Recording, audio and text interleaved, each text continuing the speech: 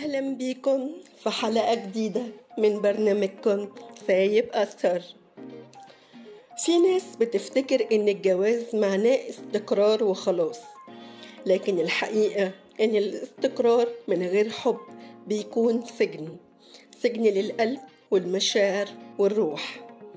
الوجع مش في إنك تعيش وحيد، الوجع الحقيقي إنك تعيش جنب حد كل يوم بس تحس إن قلبك لسه فاضي.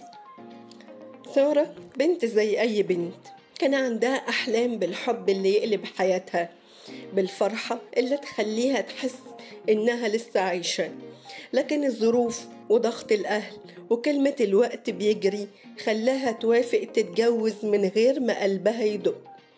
في الأول حاولت تقنع نفسها إن الحب هيجي بعدين وإن المهم إن الراجل يكون كويس، لكن يوم ورا يوم كانت بتحس إنها بتدفن قلبها حي، بتضحك قدام الناس وبتعيش الدور، بس من جواها في صوت بيصرخ أنا عايزة أعيش، عايزة أتحب. الجواز من غير حب مش بس بيسرق الفرحة، ده كمان بيسرق الهوية، لأن الإنسان لما بيختار بعقله بس من غير قلبه بيلاقي نفسه عايش حياة نصها ناقص.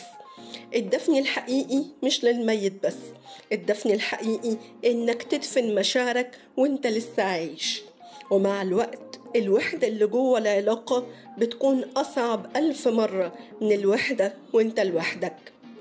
الحب مش رفاهية ولا طرف، الحب هو الروح اللي بتخلي الجواز جواز، من غيره العلاقة بتبقى عقد ورق وخلاص. لو لسه قدامك فرصة تختار، ولو لسه قدامك فرصة تختاري، ما تتنازلوش. قلبك وقلبك يستاهل يعيش مش يدفن. سؤال حلقتنا النهاردة: هل ممكن تكمل في جواز من غير حب، ولا شايف ان الحب اساس اي علاقة ناجحة؟ شاركوني في الكومنتات او ابعتولي رسائل، عشان لما بنحكي بنلاقي نفسنا مش لوحدنا. كنت معاكم أنا بسمة في سايب أثر، البرنامج اللي بنطلع فيه الوجع من جوانا عشان نخف ونلاقي نفسنا.